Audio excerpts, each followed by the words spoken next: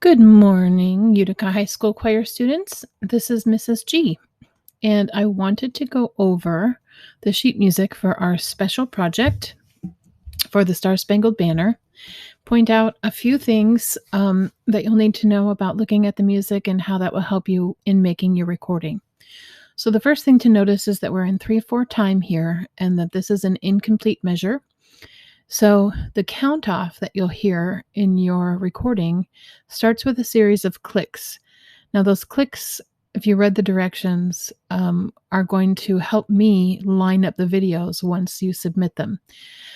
But then you'll also get a sung count off that sounds like 1, 2, 3, 1, 2, 3, a 1. So when I say 3, a 1, that's for oh say. So you're going to want to start after the second 2 that you hear. 1, 2, 3, 1, 2, oh say.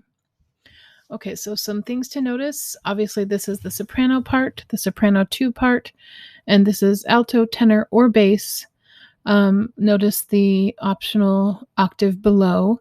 So if you're a tenor or bass, you'd be singing this line in your own comfortable range.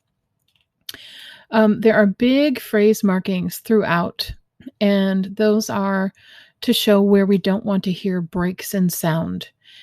There are some predictable places that most people want to breathe, particularly like after the word see, going down here after the word hailed, after the word stars, because some of these phrases are difficult to get through in one breath.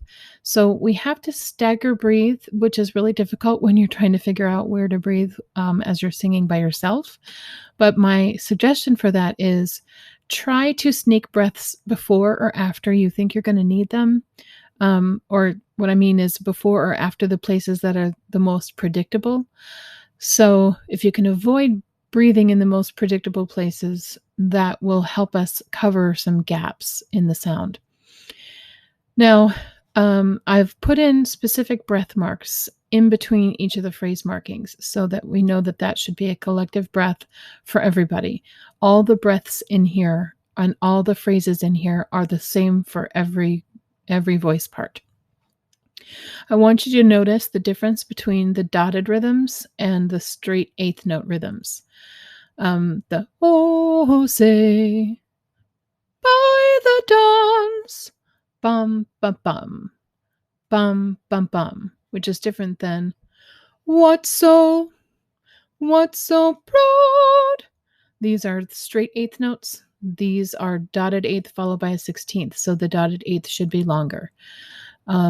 It should come clearly through the recording, but I wanted to point that out for you. So again, I said this is a predictable place where people want to breathe. See if you can cover the gaps. Same thing. This is a predictable place where people want to breathe. Notice there are a few accidentals for sopranos here. You already know the melody. Through the perilous. Nice high D sharp here. Soprano 2, looking at this F natural, you're moving from stars down a half step. Stripes and bright stars through the... So nice little F natural, dipping down a half step there because it canceled out the F sharp in the key signature. And continuing on through, this is a particularly long phrase here. And the rocket's red glare, the bombs bursting in air, gave proof through the night. That's a huge phrase to try to make through. So we want to try to avoid big breaks between glare and the, and between air and gave. So again, sneak one slightly before or sneak one after. But the idea is we want to have this one nice long sweeping phrase going all the way through to the word night. One place I wanted to point out here was the difference in rhythm between the soprano and the soprano 2 and the alto tenor bass. Alto tenor bass, you have 2 quarter notes here. Sopranos, you have 2 quarter notes. Soprano 2s.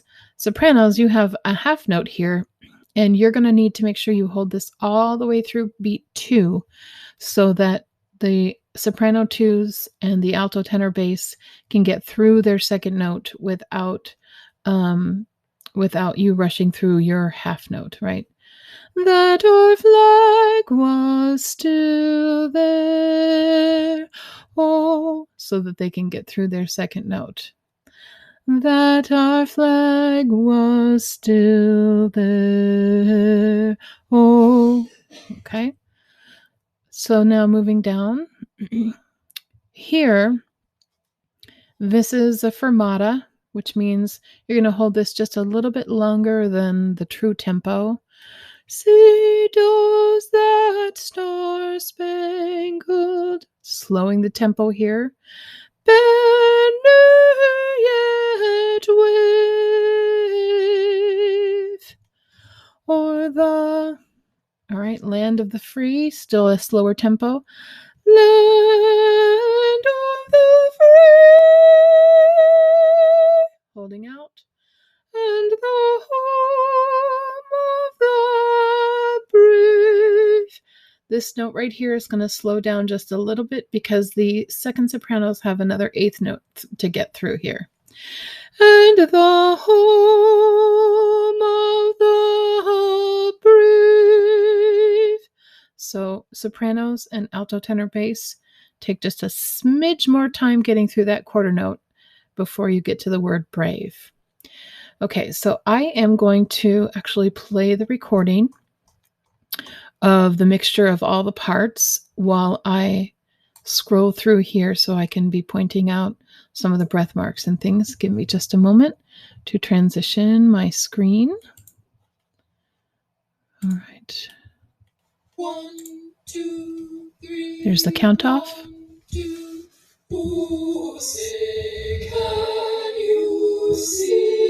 No break there.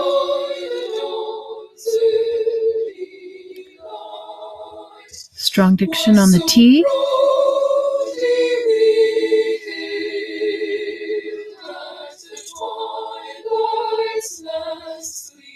Collective breath here. No break here. Strong T.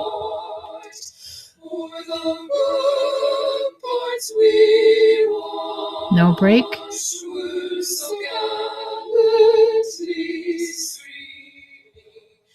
Here comes that long phrase.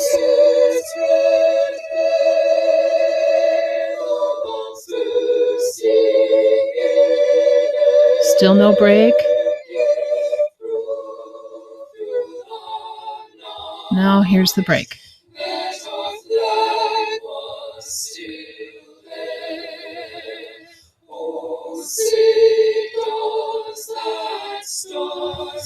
I'm going to start slowing right here.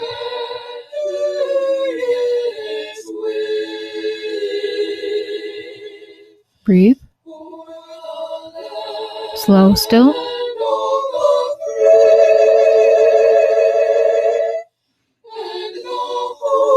Here comes.